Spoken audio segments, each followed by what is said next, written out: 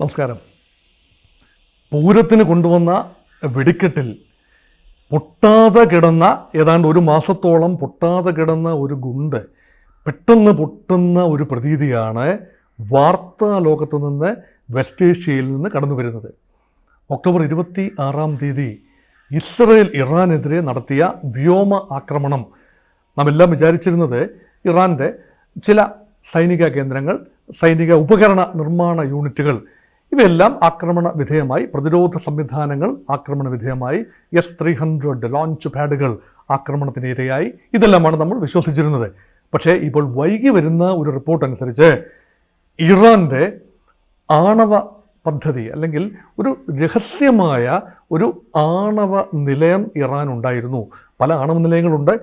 ഊർജ ആവശ്യത്തിന് വേണ്ടി, ആണവ ഊർജത്തിന് വേണ്ടി ഉപയോഗിക്കുന്ന നിലയങ്ങളുണ്ട്. ഇതിൽ പലതും പ്രവർത്തനക്ഷമമല്ല. ഇൻ്റർനാഷണൽ ആറ്റോമിക് എനർജി ഏജൻസിയുടെ ശക്തമായ നിരീക്ഷണങ്ങളുണ്ട്. ഇപ്പോൾ 2001 തന്നെ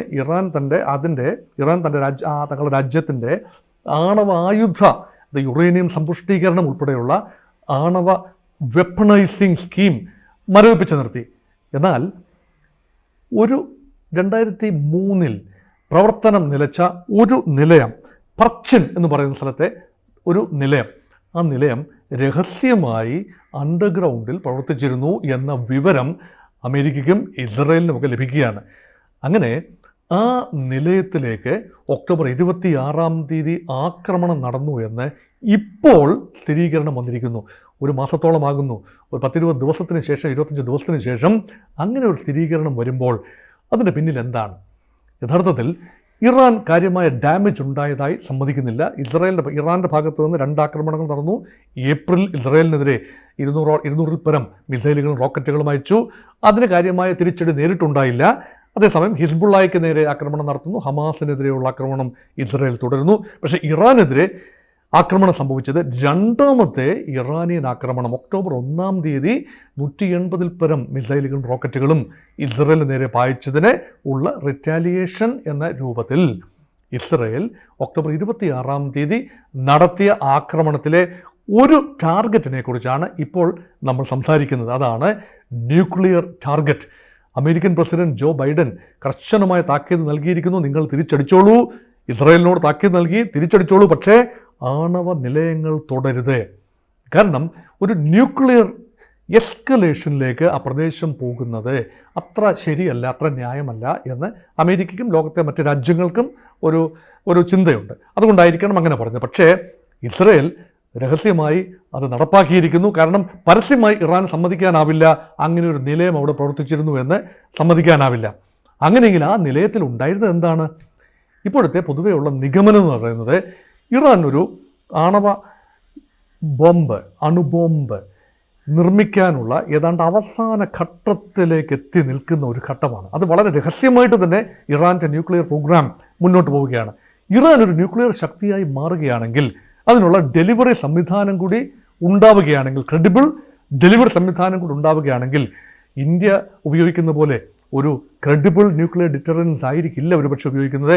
ഒരുപക്ഷെ ആക്രമണത്തിന് വേണ്ടി, ഇതൊരു ഡിറ്ററൻസ് എന്ന നിലയിൽ, പ്രതിരോധത്തിന് വേണ്ടി, മറ്റാരും ആക്രമിക്കാതിരിക്കാനായി ഇന്ത്യ ഉൾപ്പെടെയുള്ള രാജ്യങ്ങൾ ആണവ പോർമുനകൾ വെച്ചിരിക്കുന്നു എന്നതുപോലെ ആവണമെന്നില്ല. ഒരു അളമുട്ടിക്കഴിഞ്ഞാൽ ഇറാൻ അത് ഉപയോഗിച്ചേക്കാൻ സാധ്യതയുണ്ട്. അതുകൊണ്ട് എന്ത് വില കൊടുത്തും അത് തടയേണ്ടത് ഇസ്രയേലിൻ്റെയും അമേരിക്കയുടെയും ആവശ്യമാണ്. പക്ഷേ നേരിട്ട് ബോംബ് ചെയ്താൽ ഒരുപക്ഷെ മറ്റ് രഹസ്യ സങ്കേതങ്ങളിലുള്ള ആണവ വിദ്യ പെട്ടെന്ന് കൂട്ടി യോജിപ്പിച്ച് അത് ബോംബ് രൂപത്തിൽ ഇറാനാക്കി ഏതാനും ഹിരോഷിമ ടൈപ്പ് ബോംബുകൾ ഇറാൻ ഉപയോഗിക്കാനുള്ള ഒരു അന്തരീക്ഷം അവിടെ തെളിയുകയാണ്. അവർ ന്യായം പറയുകയും ചെയ്യും. അത് ഒഴിവാക്കിയേ പറ്റൂ. പക്ഷേ ഇസ്രയേൽ അതൊക്കെ മുമ്പേ പ്രീഎംപ്റ്റീവായി അടിക്കുന്ന ഒരു കാഴ്ച നമ്മൾ കണ്ടു. അവിടെ ഈ യുറേനിയം, സമ്പുഷ്ടീകരിച്ച യുറേനിയത്തിൻ്റെ കവറിങ്ങായി ഈ പ്ലാസ്റ്റിക് അധിഷ്ഠിത സ്ഫോടക വസ്തുക്കളുടെ റാപ്പർ അത് പൊട്ടിത്തെറിക്കണം. അത് കഴിഞ്ഞിട്ടാണ് ഈ ഫിഷൻ സംഭവിക്കേണ്ടത്. അങ്ങനെ വലിയ തോതിലുള്ള നിർമ്മാണ പ്രവർത്തനങ്ങൾ, ആ പ്ലാസ്റ്റിക് സ്ഫോടന വസ്തുക്കളുടെ കവചത്തിൻ്റെ നിർമ്മാണ യൂണിറ്റാണ് ആക്രമണ വിധേയമായത് എന്നാണ് ടെക്നിക്കൽ എക്സ്പേർട്സിൻ്റെ വിശകലനം. അങ്ങനെയെങ്കിൽ ഇറാൻ ഏതാണ്ട് ഒരു വർഷത്തേക്ക് പിന്നോട്ട് പോയിക്കോണം. കാരണം ഇറാൻ ഒരു രഹസ്യമായി ഇത് നിർമ്മിച്ചു വരുന്നതാണ്. അത് ലോഞ്ചിൻ്റെ ഘട്ടത്തിലേക്ക് എത്തി നിൽക്കുമ്പോഴാണ് ഈ ഒരു ആക്രമണം ഉണ്ടാകുന്നത്. ഇതിന് ടൈമിംഗ് നോക്കൂ. ജോ ബൈഡൻ പുറത്തേക്ക് പോവുകയാണ്, ഡൊണാൾഡ് ട്രംപ് വരികയാണ്. ഡൊണാൾഡ് ട്രംപ് അമേരിക്കയിൽ അധികാരത്തിൽ വന്നാൽ യുദ്ധം ട്രംപ് ആഗ്രഹിക്കുന്നില്ല എന്നത് പരസ്യമായ ഒരു രഹസ്യമാണ്. പക്ഷേ കടുത്ത ഉപരോധത്തിലേക്ക് ഇറാൻ നീങ്ങപ്പെടും. ഇറാനെതിരെയുള്ള പാശ്ചാത്യ ശക്തികളുടെ ഉപരോധമുണ്ട്. ഇറാനെതിരെ ഉപരോധം ഏർപ്പെടുത്താൻ വിസമ്മതിക്കുന്ന മറ്റ് രാജ്യങ്ങൾക്ക് നേരെ അമേരിക്കയുടെ ഭാഗത്തു നിന്ന് തീർച്ചയായും നടപടികൾ ഉണ്ടാകാൻ സാധ്യതയുണ്ട്.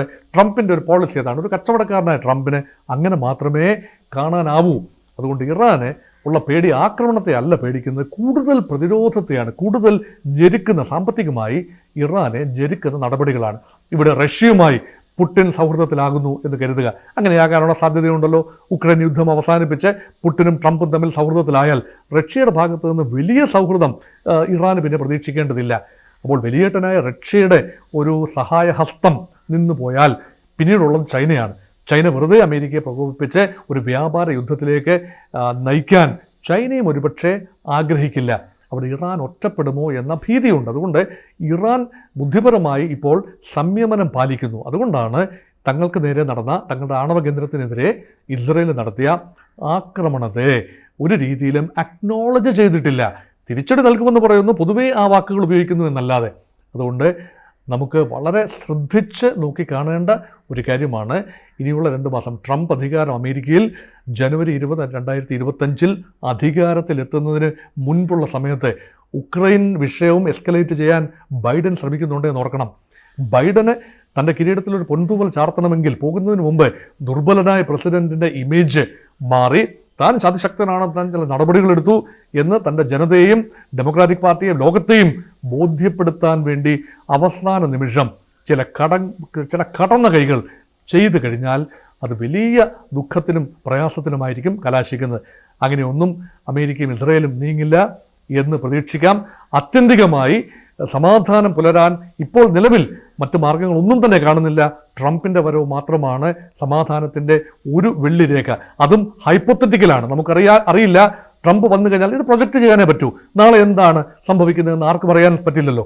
പക്ഷേ ഇതുവരെയുള്ള നിഗമനങ്ങൾ അനുസരിച്ച് അമേരിക്കയിലെ ഭരണമാറ്റം ഇറാൻ ഇസ്രയേൽ വിഷയത്തിലും ഇസ്രയേൽ ഗാസ അല്ലെങ്കിൽ ഇസ്രയേൽ ഹമാസ് അല്ലെങ്കിൽ ഇസ്രയേൽ ഹിസ്ബുള്ള വിഷയത്തിലും ഒരു പരിഹാരം, ശാശ്വതമായ പരിഹാരമല്ലെങ്കിലും ഇമ്മീഡിയറ്റ് വെടിനിർത്തലെങ്കിലും സാധ്യമാകും എന്ന പ്രതീക്ഷയാണ്. അതുകൊണ്ട് ഒരു പരിധിക്കപ്പുറത്തേക്ക് ഈ വിഷയം ആണവ നിലയങ്ങളിലുള്ള ആക്രമണം ഉൾപ്പെടെയുള്ള അനപലപക്ഷണീയമായ കാര്യങ്ങളിലേക്ക് നീങ്ങുകയാണെങ്കിൽ ചിലപ്പോൾ പിടികിട്ടാത്ത രീതിയിൽ കാര്യങ്ങൾ പോകും. ഇത് ഒരു ഭയപ്പാടുണ്ടാക്കുന്ന അന്തരീക്ഷമാണ്. അങ്ങനെയൊന്നും സംഭവിക്കില്ല എന്ന് ഇപ്പോൾ പ്രതീക്ഷിക്കാം.